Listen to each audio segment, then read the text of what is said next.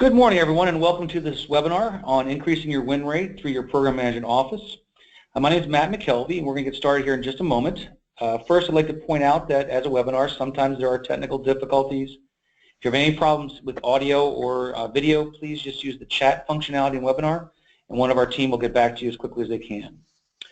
All right, so let's go ahead and get started. We'll start out here with some introductions. Scott, why don't you go ahead? Thank you, Matt. Hey everybody, thank you for joining the presentation this morning. My name is Scott Wickham and I am the Chief Software Architect with iSight LLC. I've been working in software development for 23 years, and most specifically I've been working on PMO software solutions for 18 years.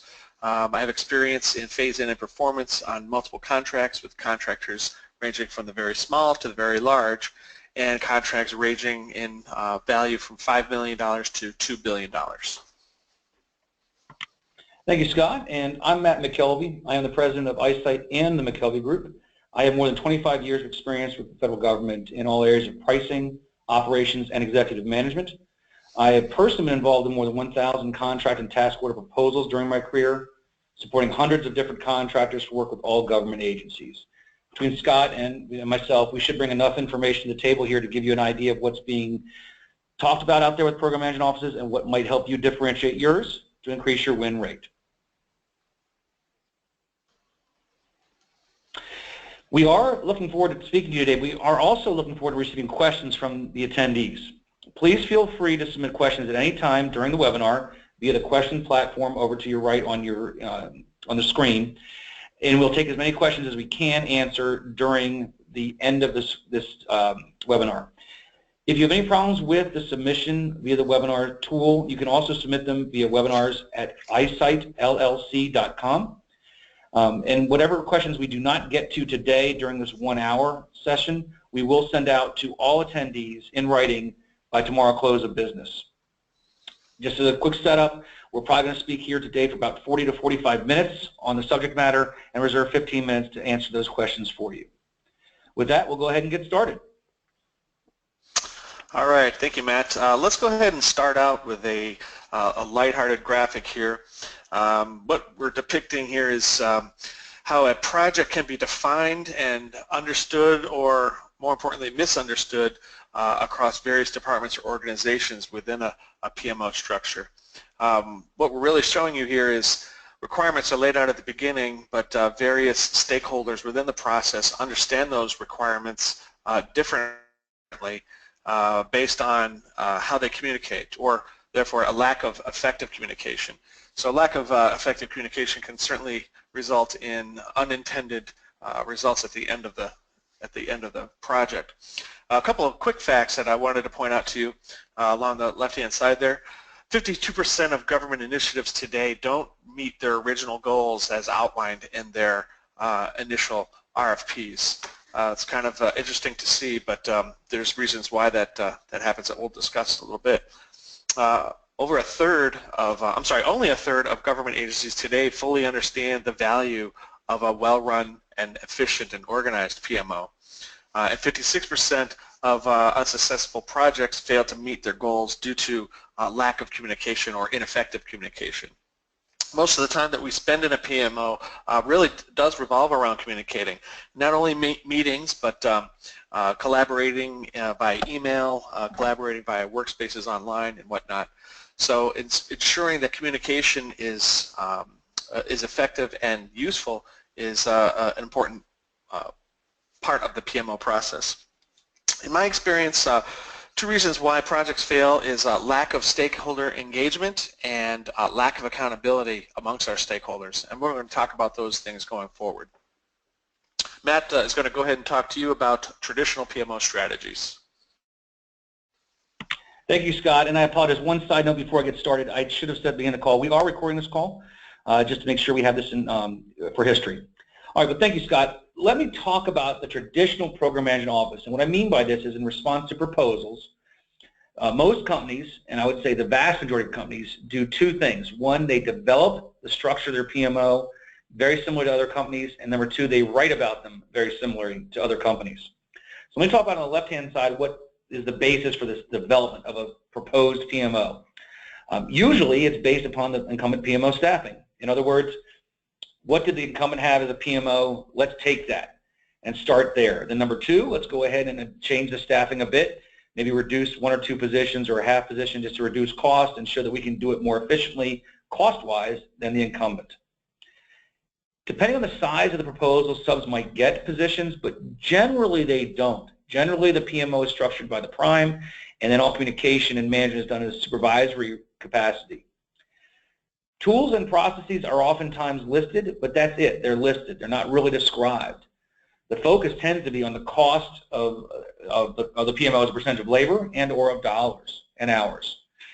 In the write-up itself, most of the time the first thing you talk about, or most contractors talk about, is that the PMO is staffed to meet the needs of the government. And unfortunately, it becomes a focus on organization and roles, not on processes. So what you'll see is an org chart. The first thing you see about a PMO, as opposed to what are the functions of this PMO, what do we need to do to accomplish the goals and objectives set forth by the government, and how are we going to do it? Again, in these write-ups, generally subs are described as being managed, not integrated. Even though we'll use the word team a lot, without any true integration of those subs into the PMO, it becomes just that, management. Most reporting requirements are identified and reported back or parroted back as we'll meet all the needs of the reports identified in the RFP. And ultimately, the last thing that's there, but is really the differentiator most companies strive for, is that our program manager is better. Now, that may well be true, and I expect it is, that the program manager you're presenting is better in your perspective than the incumbents or someone else's. Problem is the program manager is not the PMO. The PMO is larger than the program manager themselves. So the takeaway I want you to have, and what we're going to talk about today, is that nearly everyone does say the same things, really meaning there's no competitive advantage to you for your PMO.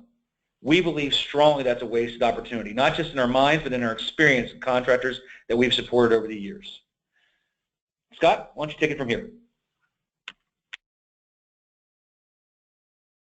Okay, thank you, Matt. Okay, so what I'm showing you here, this is an overview of some of the topics that we're going to talk about today. The graphic on the left is what I like to refer to as organized chaos in the PMO. So an organized or poorly equipped PMO can result in chaos and frustration, not only for your staff, but for your customers. As any good company, that proposes and wins a contract, they may be great at their core mission. Maybe it's engineering, maybe it's IT, but the black art is really running a well-run and effective PMO. A well-organized and properly equipped PMO which utilizes strategic tools and systems can actually lead to a significant strength in your proposal. So what we're going to do is we're going to look at some common PMO issues, what can be done to increase your P-win, and after each issue we'll go ahead and give a case study for that topic to demonstrate how a savvy contractor can resolve these issues and then turn that into wins for your contract. Matt's going to go ahead and talk to you about our first topic called financials. Thank you, Scott. And this is the first of 5 topics. And in each of these topics, Scott mentioned we'll discuss it and then provide a case study after it. But within the discussion itself, we'll talk about what traditional PMOs tend to have as far as issues. These are operating PMO issues, not proposed PMO issues. Then on the right-hand side, we'll talk about what you should do in your proposal to differentiate yourself, to identify those issues, and then ultimately how to solve them. So that will be a consistent structure for you over the next several slides. Let me talk about financials, however, which are the heart and soul of task management. This is not performance, it's how much it costs to perform, both in terms of hours and in dollars. Common traditional PMO issues include limited access to data, meaning it's very difficult for the program management office to get information out of the various systems across the company. That could be accounting information, HR information, contract information. But let's just talk about financial specifically, accounting information. Generally what PMO folks have to do is request reports from accounting. They get those reports usually after a month is closed. So that leads us to bullet number 2, where it's outdated data. Instead of getting real-time data, most PMOs receive data that's already closed or 30 to 60 days complete. That doesn't do them any good for management, and what they end up doing then is responding to issues as opposed to getting ahead of them. They also don't have much control over the data access. In other words, they can't choose who sees what. Reports are sent out usually via email, and that means they're then forwarded by email. And after 1 or 2 forwards, those become uncontrollable, if not after 1 forward.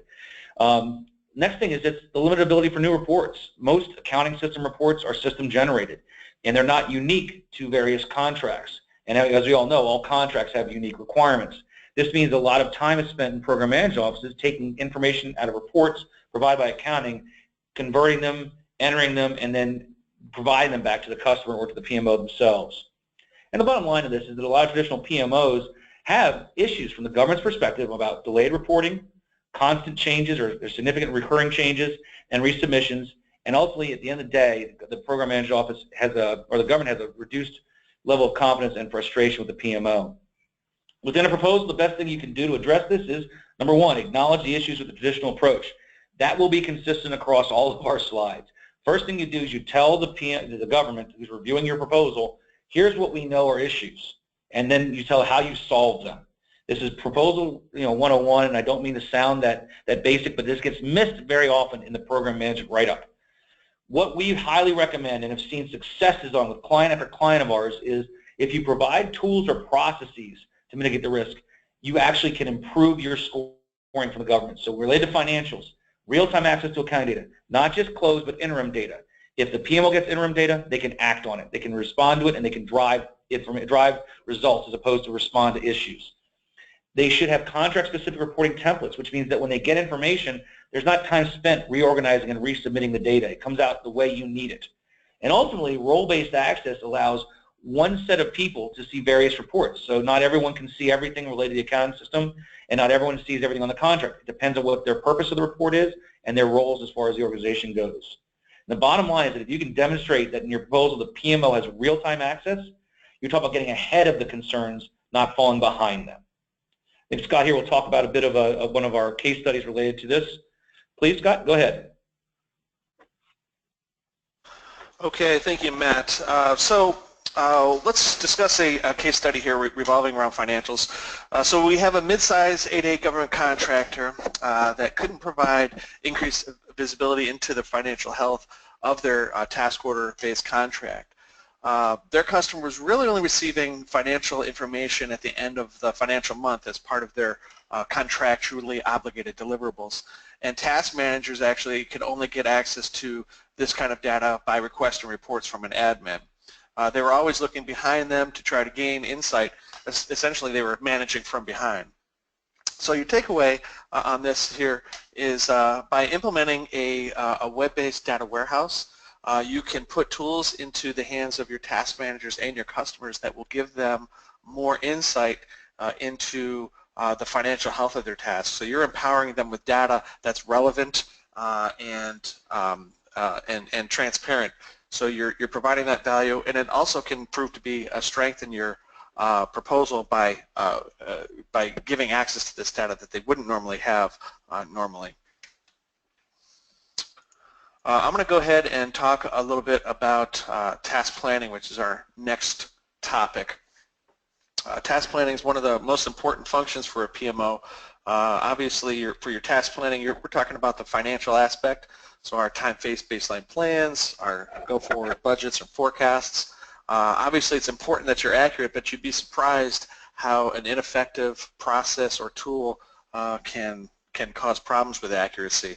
One of the most embarrassing things a PMO has to do is contact their customer because they've submitted an incorrect estimate because they've used outdated data or an incorrect template or whatnot. If you're on a cost-plus contract, those in attendance who are on those cost-plus contracts, it's even more important because your estimates are typically tied to funding. So, at the end of the day, tools are not the end-all, be-all. Process and buy-in are just as important. But some of the issues that we typically run into here is no control over the data that we're submitting. So we also have issues with version control. Again, if we're using the Excel approach, I might have outdated templates out there that my users are using. Also, I can't collaborate with various stakeholders or team members on my estimates. I'm kind of on my own in a bubble doing my estimating without the ability for others to contribute at the same time that I'm working. Also, no accountability. A lot of times, because these tools that are pushed out to your task managers are difficult to use, they don't buy into the approach. Therefore, what they do is they put their estimate in in, throw it over the fence, and leave you to deal with it. So the bottom line for your customer is by having these traditional issues, we're really delaying our task planning process. We're having to go through multiple iterations of our planning. So we're resubmitting to our task management approvers, and in those unfortunate cases, we're even resubmitting to the government. Obviously, that's going to lower confidence in your customer and you. It's going to increase the cost and certainly going to increase the frustration. So a successful strategy to combat this, obviously, again, we're going to acknowledge that there's an issue. Just because you've been doing it the way you've been doing it, it may not be the best way to do it. Make it easy for your users to buy into your process by giving them tools and implementing processes that make it easy. So create that culture. It's important, and it should flow through to your customer as accurate and timely estimates. You can also move away from the traditional Excel approach. You can solve some of the issues by reducing the need to communicate simply via email. You can implement some tools that give you a collaborative workspace that centralizes the data and utilizes workflows as part of your estimating process. The takeaway on this is if you can create that culture of accountability and get buy-in from your task managers and your PMO, that's going to make it easy for your users to do estimating. You're going to result in more accurate and timely estimating to your customer. It's just going to make things more efficient and less costly in the end. Matt is going to go ahead and discuss a case study that involves task planning. Yes, so we had a client, it was a mid-sized government contractor that had built a really robust Excel-based estimating tool, and that meant that they had someone centrally develop an Excel template that was then handed out to the various task leads who would then complete their task planning, send it back in, and then a central person, the project control specialist, would reintegrate those Excel templates. Problems were there were regularly changes to the template itself, which meant there were frequent changes going out to task managers, and version control became an issue. In addition, there was the challenge of task managers inadvertently or unintentionally, changing a formula or trying to expand and contract. And so when the data came back to the project control specialist, it took a lot longer to complete the exercise. It often required back and forth, multiple backs and forth with the same individual people to address issues and questions. And it made it almost impossible to do true analysis. Most of the time was spent on filling out forms, not on really looking at how this task and then all the other tasks added up and what they meant for the program as a whole. What we were tasked to do, and we did do, was actually implement a full task order system. And this task order system was our build, but any contractor can do it with the right tools. The tool actually had workflow, which meant you eliminated email, and the task order planning process went with accountability. Everyone knew who had what task to do, what section to work on, and when they had to have it delivered back in. It actually allowed for collaboration too. Instead of an Excel spreadsheet going back and forth between people serially, people could collaboratively work online in a web-based space on the task process. In addition, this customer actually included the government in this process, which meant that the government had buy-in long before they saw the final task plan. All of this dramatically sped up the process, dramatically improved accuracy, and got true buy-in from the government client. And that's the kind of thing you're looking for. So that if you can say you have a process like this either in your company already today or in your proposal for this new project you're going after, the government's going to understand this. They're going to buy in. The client got huge kudos from the government after this implementation. It made a big difference for them in the recompete. So that's the idea. Use Excel without having to use Excel. Scott?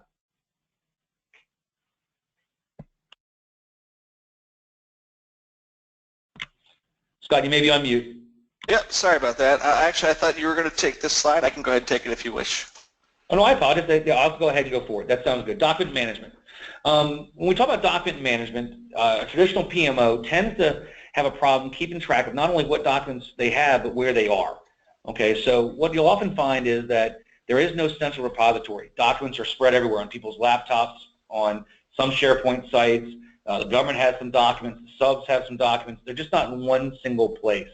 And even if they are in a single place, they're very rarely organized very clearly, and it makes it very difficult to find. I'm sure all of you at some point have had to go find a document and go searching for it and spend as much time trying to find it as the value of that find actually got for you. You can very rarely in traditional PMOs have good search capabilities. When you're searching, you tend to search for a file name. That's great if you know the file name, but oftentimes you don't. So search is difficult, which means more manual, looking through folder after folder, talking to people, asking questions. There's also limited security control in most traditional PMOs. Let's say you do have a central repository of some kind or a location. If it's not truly based on role-based security, you don't know who is accessing that information and who isn't. And then finally, you also deal with potential version issues. A good central repository avoids that, but most traditional PMOs put a V1, V2, V3 after their files and end up with multiple files they have to look at in order to find the most current one.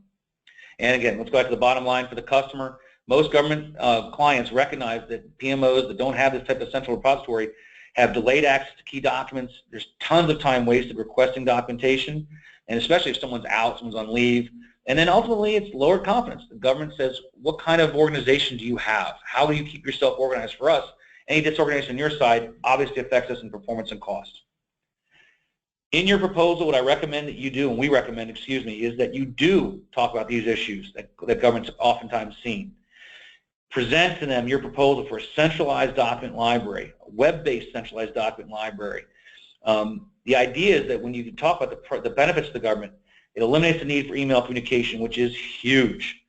Provides secured access to the data, so you can have, again, government documentation, prime documentation, sub-documentation, all in one place, but only the folks that are authorized to see the various documents have access to it. And a really big thing, this is becoming an issue more and more of the government on proposals, is that as more and more of the government workforce retires, or as people change businesses and organizations, they lose institutional knowledge. By having a central repository of documentation, that mitigates that risk dramatically, meaning that a new CO doesn't have to go out to the old CO and ask for data. They can go one place and find everything they need to manage that contract moving forward. Big deal, big important value, and obviously the takeaway is implementing a smart document management process. It will not only save you time, it will also reduce cost and increase your confidence in your documents and the government's confidence in your solution. This is a big win in your proposal. Scott? Okay, thank you, Matt. Let's go ahead and cover a case study on document management. So we have a large government contractor that was providing some pretty beefy file servers for the PMO personnel to store and catalog their documents. Only problem with that is the access to the file servers were only available via VPN connection, or their requirement was they would have to be on site accessing them from their local network. Additionally, only the IT department had the ability to set up security on folders and individual files to protect sensitive information from folks who aren't supposed to have access to it. So one thing that was accomplished with this contractor was they moved to an approach similar to what we were just talking about, where they moved away from the traditional file server approach and they moved towards online document management. So there's various tools out there that provide this. There are tools that specialize just in document management. There's also PMO solutions out there that integrate document management into their solution. Either one will work wonderfully in this situation to address some of the issues that Matt was talking about earlier. Clearly, again, finding documents, being able to search, being able to add security controls to various documents is the issue. This contractor was able to not only set up folder structures for their prime, but also their subs and also their government customer, which really turned out to be a catalyst in them winning the recompete on the contract that they were already on. So they were able to provide value. They were able to talk about that innovation and change that they made during their existing contract, and that was turned into a significant strength in their proposal to the government. So the takeaway here, pretty basic. If you could just go back one more slide, sorry.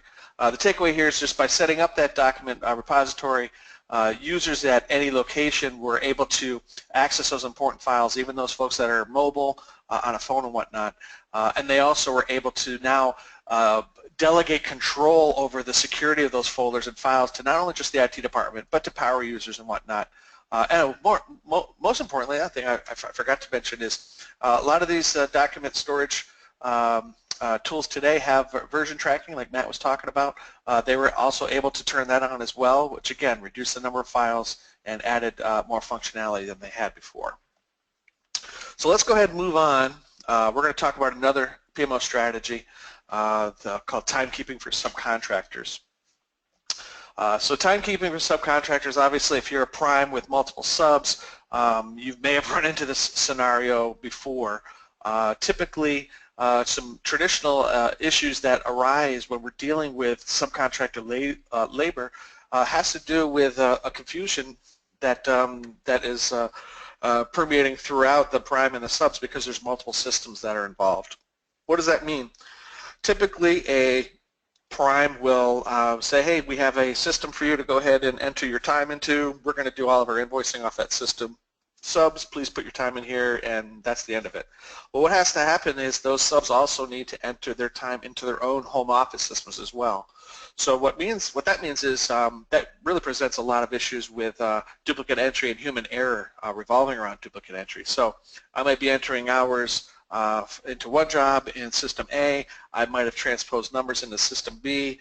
Now when we're talking about rectifying invoices from our subs to our primes, we have all sorts of chaos. So there's lots of issues around the multiple system approach. Also, there's a struggle as well with maintaining DCA compliance. Even with a singular system, there's still without proper guidance or without the proper tools or processes in place to govern compliance by DCAA, you're going to run into problems when you run into an audit eventually later on your contract. So all these issues result in delays in invoicing, mistakes, extra hands touching timesheets and whatnot, and just more time than you really need to be spending dealing with timekeeping. So the bottom line here is, without the ability to provide a centralized view for interim and final hours, what we run into here is, lowered oversight, increased cost and frustration. It means if I don't even have access to some of this data, as a task manager, it's gonna cause problems, and ultimately it's gonna increase the cost it takes to run this PMO. So some strategies that you can employ with this is, again, let's acknowledge that there is an issue. One complaint that I've seen over and over and over again, not necessarily from the PMO, but from users of timekeeping systems within a PMO, deal with cryptic timekeeping codes. So, traditionally you might have a code that's 20, 25, 30 characters long. It's not really an English description. It means something to the PMO, or it might mean something to the accounting department, but it just doesn't mean anything to the guys that are guys and gals that are entering this data. So what happens more often than not is people are charging to the wrong codes because they either have to remember the code, or the codes look so similar that they're just selecting the wrong code from a list and whatnot.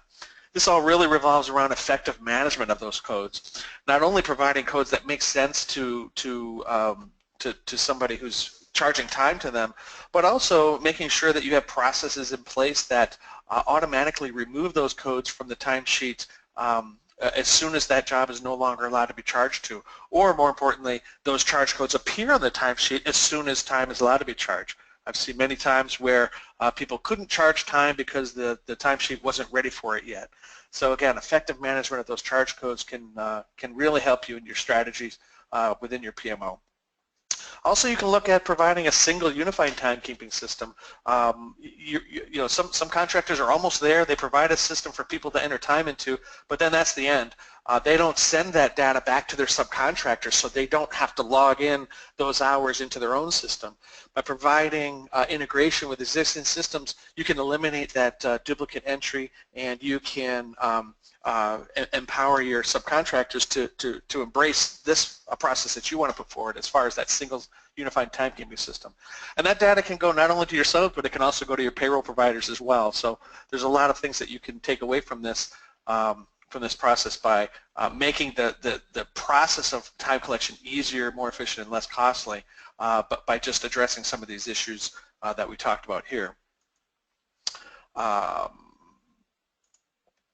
I will go ahead and touch on a case study for our unruly subcontractors as we're talking about here. So we have a small 8A government contractor that is looking at a proposal that has been put up by the government. They've done their due diligence and they've had a customer-focused frame of mind. They've had their customer meetings. They've gathered their intel. And one thing that they identified as a major pain point from the government on the incumbent contract was the use of multiple timekeeping systems.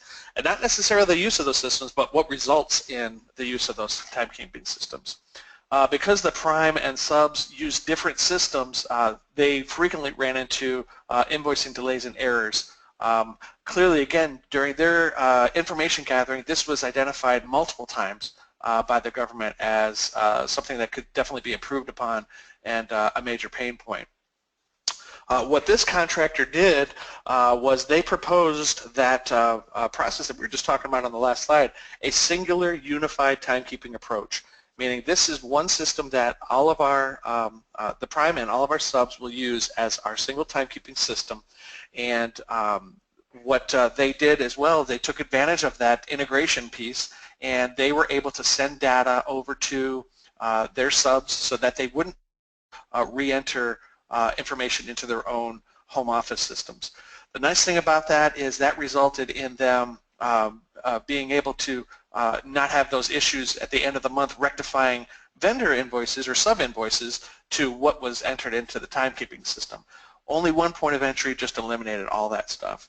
So the takeaway here is the contractor we're speaking of actually received a significant strength in their management volume for the proposal. It was looked at as an innovative, cost-effective timekeeping approach.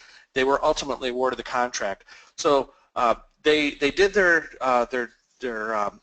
due diligence. They met with the customer. They found out that major pain point, and this is something that they could easily implement and embrace, and it turned out to be something that allowed them to win this contract. I'm going to go ahead and turn this over to Matt. He's going to go ahead and talk to you about reporting. Thanks, Scott. With reporting, I'm talking about the reporting that is provided both to the PMO and then provided also to the government. Again, that reporting together, contractually driven or at least agreed upon by both parties. In traditional PMOs, one of the biggest challenges for reporting is a lack of availability, meaning most PMO folks, whether it's a business manager, a project control specialist, or anyone actually in the PMO, when they want report information, they generally have to ask for it, request it, either electronically or by phone or by some kind of process, say, I need to get a report, please provide it.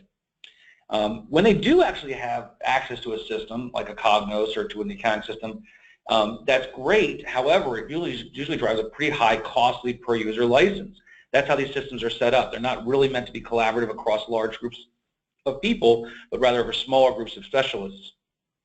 That means, again, that a traditional PMO is torn between either having a lack of ability or a much higher cost. And that's a choice that's always tough for anyone to take and make. When they do have access, or when they receive the reports from a request, again, limited access to control limited ability to control the access to specific personnel. When you're sending reports via email or you're posting them and spreading them around as opposed to a data warehouse, you're sending them out, and that means that it's hard to control. Once someone forwards something, it's out there.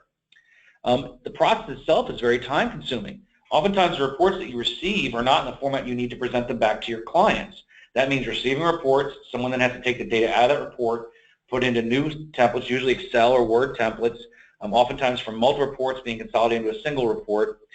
That double entry or manual entry often drives errors, and that manual process slows it down. It's a time-limited value. It does not work well. And ultimately, that means that there's a resource constraint, this time in asking for templates. If you want a new report format and you don't want to have to do this process of manually creating one, you have to go through IT or through some group to actually create reports, and you're not the highest priority.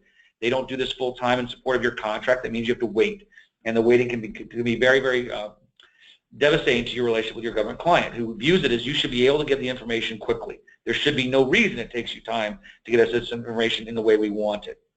And that's what happens. The government views this as, we're paying lots of money to this contractor. We get reports in a delayed manner. They're usually outdated, meaning by the time I get them, I'm already working on the next month anyway. There are errors, and it means getting revised reports on a recurring basis. As you can imagine, to any customer, it's frustrating, and it increases the cost. We absolutely believe a data warehouse solution is the way to go. We have actually implemented it with many customers, and the data warehouse basically does, it pulls the data in from various source systems, so you do not have to go out and request the information. And then using the tools of that data on that data warehouse, you can actually create contract-specific templates that don't require IT involvement or admin personnel to do it. You can put in permission-based viewability in these reports, so you can call real-time reports, but only the ones you have authorized access to. Again, whether you have a government employee, you can give them access to certain reports. Subcontractors can see certain reports, and within the program management office itself or the direct staff, they can see certain reports. It makes it very easy for the PMO to manage. This integration to existing systems means no double entry, no hand typing. There is no error. There's no chance of an error from entry. It also means you get real-time data. You know, again, every project management or program management office we've worked with has been just overwhelmed by the ability to get interim data so they can get ahead of issues, not wait for the problems to come in and have to explain them. All right, and that integration ensures that. Finally, that automation means that you can have agency standard reporting, you know, such as NASA 533s. Every agency has these. It's a report that has to be in a certain specified format for that one contract.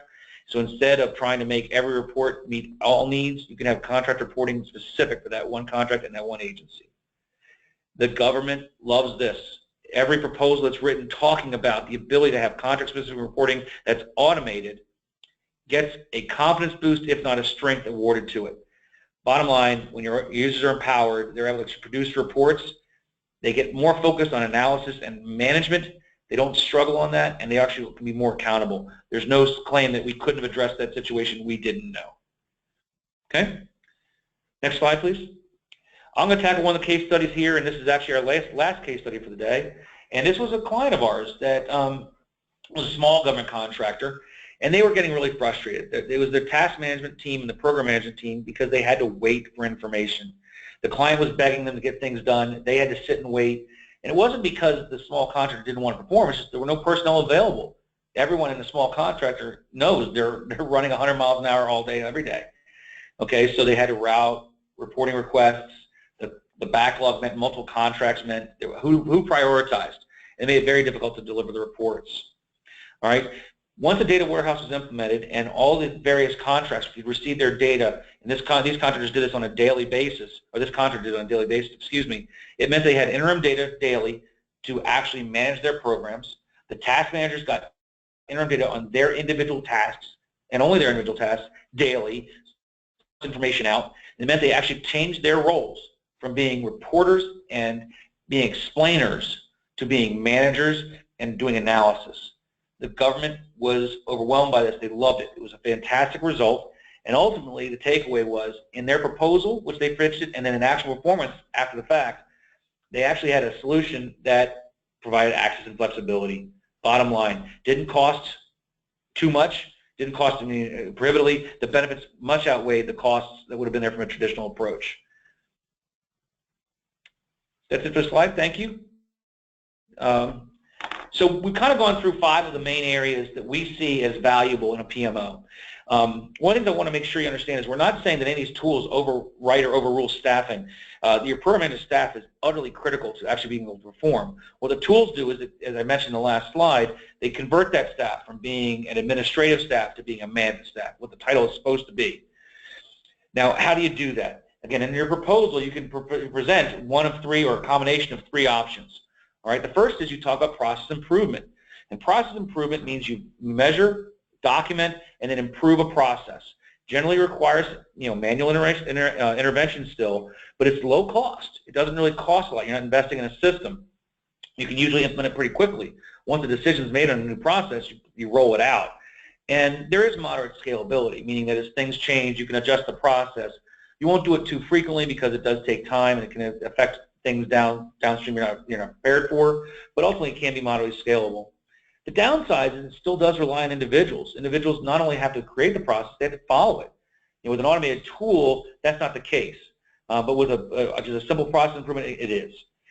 Generally, processes are not necessarily company-wide. They're usually, can be easily manipulated and adjusted for various contracts, for various tasks, for various people, and that diminishes their value to the organization as a whole. And ultimately, process improvement alone does not address all the issues we talked about above. There's only so much you can do with process improvement without adding a lot of additional personnel to achieve the things that automation can. So I'm going to turn over to Scott, and you can talk about the next two bullets, which are much more tool and IT related. Yeah, thank you, Matt. Yeah, these are near and dear to my heart. As Matt was saying, process improvement and staff is just one or a couple components to the whole overall way that you can improve your PMO. Something that folks consider and propose is let's bring a tool to the table. There's a couple different approaches you could consider here. We'll touch on both. First one is, hey, let's build a system. We can go ahead and build a system. We'll take some of our talent that we have in-house, or maybe we'll hire it out, make a system that meets the needs of this contract to a T. It's tailored exactly to what they need and want. Anytime a customer has an issue, I can address it immediately, and hey, we can use this tool on all of our other contracts. So now it's an asset to the company. It's a great idea. It is. However, it can be very expensive. I'm not sure if anybody is in the software development realm here, but creating your own system can cost in excess of $1 million to develop. Considering the cost of labor, hardware, tools, software licensing, and whatnot, and ongoing costs can be even more than that to maintain the software. So it's very expensive to build and maintain. It may even take you years to build and get it just right. Contracts typically run for 5 years. Sometimes there's even option years. So if you're building this system just to win a contract, you're already behind the game here. And lastly, if you're building your own system, you're not really adhering to any industry best practices where that a COTS tool can provide you, which brings us to the COTS model here. So the COTS system is the system that I'm going to go ahead and buy and purchase. Typically, those solutions will integrate industry best standards and whatnot. Clearly, it's a quick implementation. Usually they have an implementation team that works with you in your PMO office to get you up and running.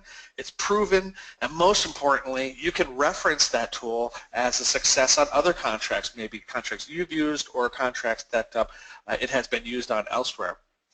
Obviously, the negative aspect of that is it's not a 100% tailored solution to what your customer needs. So those customers that communicate every whim that comes to them on a daily basis, you're not going to be able to help them with that. Also, you're purchasing or you're subscribing to this this software, so the tool may not even necessarily be yours. It might just be something that you're renting. So there's a couple different ways you can attack this. Clearly.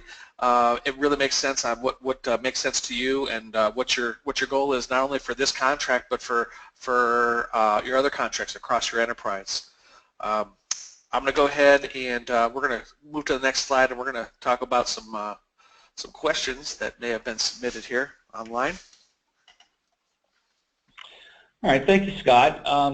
Wow, we actually did get a bunch of questions here. So what we're going to do is we're going to tackle those over the next 15 minutes or so. What I do want to say is that we appreciate the questions submitted so far. Interaction is always great. A webinar is tough. You're sitting there listening, but you submit your questions. We will respond to all of them.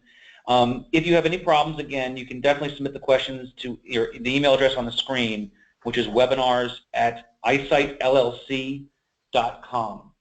And before I get into the answers, I do want to just summarize something very quickly that we've talked all about tools here. Now, by talking about tools, we are not in any way discounting the PMO staff. The PMO staff is utterly critical to the success of a PMO.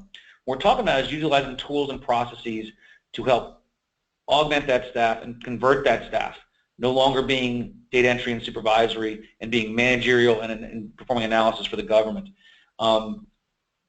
Let's see how these questions play out. We're going to take them in order. Let me go ahead and pull up what we have so far, and forgive us, if we have to, we may expand on these questions further in the written responses. The first question we got was related to the PMO itself and said, okay, this is great, but can you tell me overall, how do you sell a PMO system as a strength in the proposal? Okay, that's kind of the core of what the webinar is about, and we did talk about this, but let me pull it onto one place for you, all right? The first thing that we may not have talked about exclusively, but we think is a very big value for anyone bidding, is that you should propose a system that exists versus that's vaporware, if possible. That's important because you can show the referenceable and the provable aspect of it. So many contractors have been burned saying they would build a system that's functionality is there, but the actual development implementation takes too long and the government's burned themselves. So ultimately, that if possible, have a system in place to reduce any risk assignment by the reviewers. Now, it's not always possible, but regardless, try and do that. We highly recommend proposing COTS software as the solution. That's not the case. It's not going to be the answer for every bidder for every job. It's just not. But in general terms, that's been our experience is the best solution. It's easier to implement. It's referenceable. It's quick.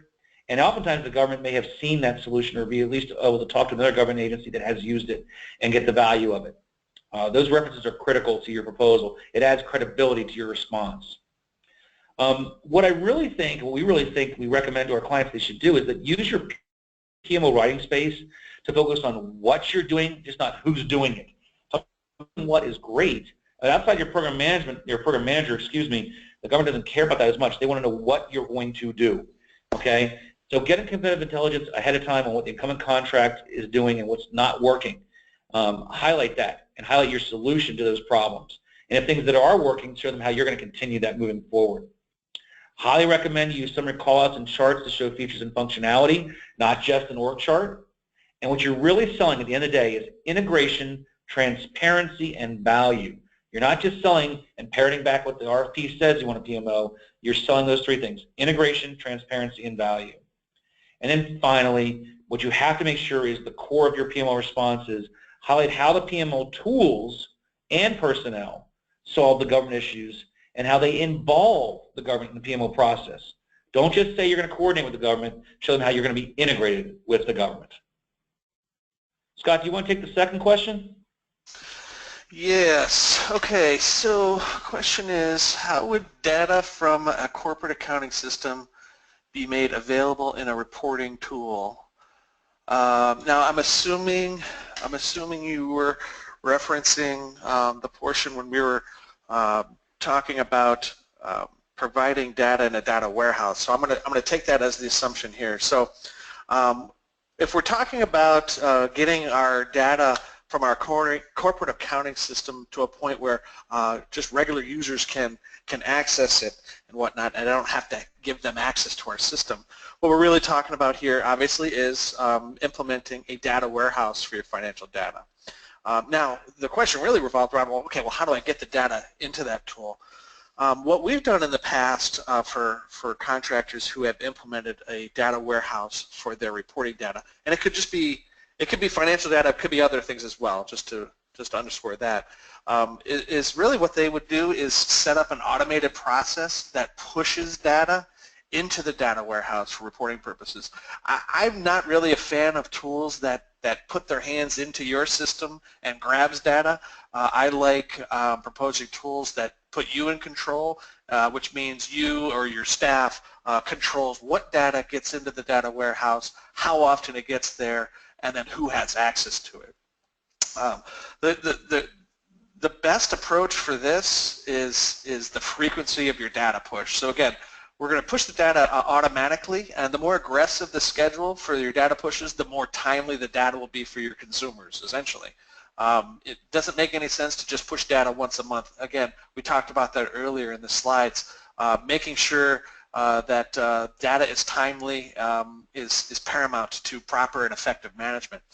But also, one important aspect, if we're talking about financial data, is make sure that whatever solution you're using clearly identifies when we're dealing with interim data rather than closed data. So clearly, if we're sending data during the financial month, that may not be finalized. Labor may change, costs may change, or whatnot. It's important to mark that data as interim rather than closed. This will let your government customer know that you do actually have ability to push real-time access to that data to them and give them that insight into the financial data that they wouldn't necessarily be able to have before if they required a seat license into your accounting system, nor would you ever want to do that.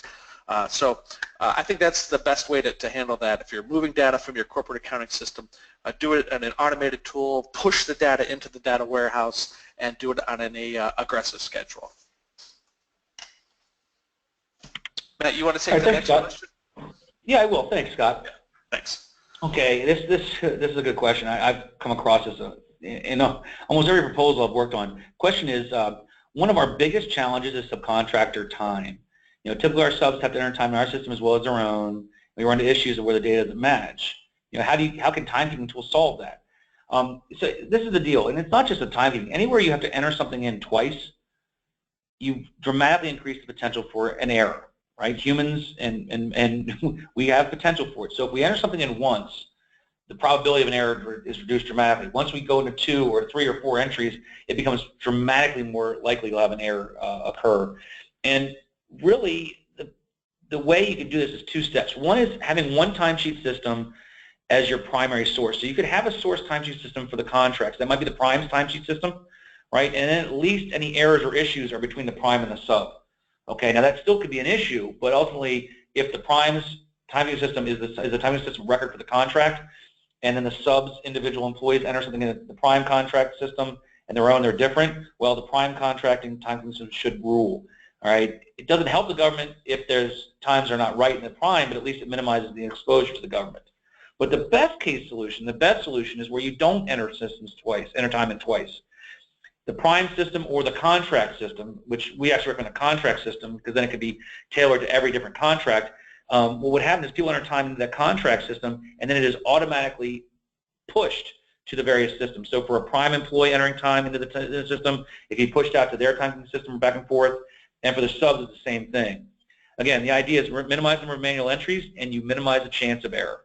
And again, in a proposal, talking to that single entry point, the government gets this. They've had to deal with this. The problems that whoever asked this question has is not unique to this bidder. This is common across teams. So remember, the government's seen it, acknowledge it, and tell them, and you can have a good strength in your proposal. Scott? Okay, let's see. Another question. We have data in multiple systems, and I want a report that contains data in one place from those various systems. What we're using doesn't provide that for me. I'm assuming a centralized system solves that approach. Yes, obviously, clearly. I think what you may be talking about, let's paint a picture. So I have an accounting system that gathers accounting data. I have maybe a project management system that deals with my labor planning. I have other systems that do whatever they do.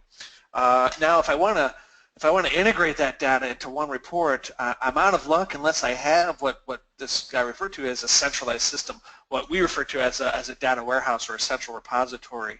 Yeah, I mean, that was really the underlying theme in some of the things that I was talking about earlier is putting that data warehouse together, and I could push data from various systems into one place, and now I can repurpose that data, and I don't have to give access to those individual systems. I just give access to this data warehouse. The nice thing about that is the data is presented how I want it to be presented. So sensitive data is either not pushed at all or is pushed and secured by security protocols and whatnot. But yeah, if you have that system that can pull, or actually can have data pushed from other systems, again, I don't advocate any system grabbing data. If your systems have that ability to push to data warehouses or centralized databases, that means that is the best approach in providing what we call this disparate data reporting. You can integrate that data in various ways. It can be a single report. Really what it does is it just eliminates the need to hop from one system to another to get data. I've seen folks, do some crazy things with, running a report here, exporting it to Excel, then taking that, stitching it into a Word document, and it's just a mess. And like we said, it's I'm not managing any longer. I'm just doing workarounds to get data that I need. So this approach will definitely get you what you want, that centralized data warehouse, that repository, to eliminate those those manual processes hitting other systems, manual entry, and all that other good stuff. Okay, hey Scott, I have 2 questions here I want to do in a row here. There's 2 questions I just saw about proposal write-up again, and I just go back to it. So the first one is, Question is, what if another bidder is using a similar set of tools that we are? So I believe here, yeah, I understand that, right? When you do a custom developed solution, it's yours and you can sell it. But when you use a tool that's bought from someone else, a third party, other bidders might be using the tools as well. I think the most important thing is that the tools are just that, they're the tools. What really matters is how you're going to use them, okay? And there are some things that can give you a real advantage. One, show that you already have the tool in place. Nothing screams confidence and belief in your proposal than we're doing this now. Here's where we're already using it, okay? Number two is ideally this is a company-wide set of tools. So it's not just a solution for this one contract, it's a solution for the culture of how you utilize tools to automate your processes to improve the value of your program management on all of your contracts, okay? You do want to explain, I think, in your proposal that what has worked and what won't work on this particular program, right? Maybe there's some things that you have on other programs that require risk management that isn't necessarily required in your proposal. You can talk about how the tool can be converted to use additional things that maybe are valuable in one contract versus another.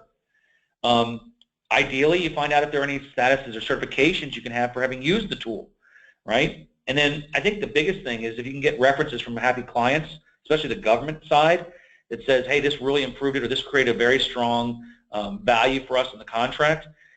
You know, someone that's bidding the tool that doesn't have that relationship or that experience already can't claim that, and it keeps you above it. I think that at the end of the day, what you have to remember is what we're talking about here, hopefully it does drive these solutions as value adds for your proposals, but at some point in the future, you know, it may not be that far down the road, if these are continue to be successful, and if we're right, which we believe we obviously are, it no longer does become a competitive advantage, it becomes a requirement. What we're trying to say to you is now you have a window, we believe, in the next year, maybe 2 years, to take advantage of these automated tools before they become commonplace. That's really important. So I think those are the main things that do it. And I guess the last thing I'll add to that is don't forget to sell how your staffing is going to use these tools. The last one, and then we'll wrap up. I do recognize that we're running up on the end of the time of the webinar here, but is what are the main things that the government sees valuable in the tools? There are really, okay, interim financial data, real-time data, that sells, okay? Automated reporting really sells. Being able to estimate as part of your culture, critical. Centralized timekeeping, so there's one place that's also interim. Having all your data in a singular repository, and then being able to do workflow with task orders changes.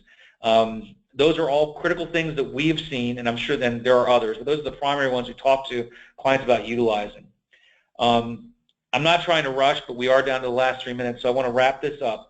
Just as a reminder, the questions we just responded to, as well as, gosh, there's a bunch more here, we will send out tomorrow, close of business, incorporating any questions received over the next probably 12 hours to every reviewer. It's like an RFP, right? When you submit a question, everyone gets it back.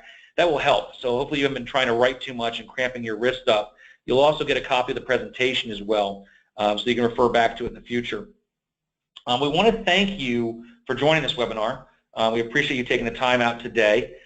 We hope that we provide some value and some information to you that would be valuable in helping you, again, increase your win rate. If you have any questions, if you want to talk with us further, if you have any insights that you have to our presentation or even feedback, which we definitively welcome, feel free to reach out to us. You have the websites for the two companies here. Give us a shout, give us a call, or send us a question to webinars@eyesightllc.com. Either way, we appreciate your time today. Thank you, and wish you the best of luck in all your proposal efforts, and hope you have the success in having a win rate higher than those of your peers. Thank you, everybody.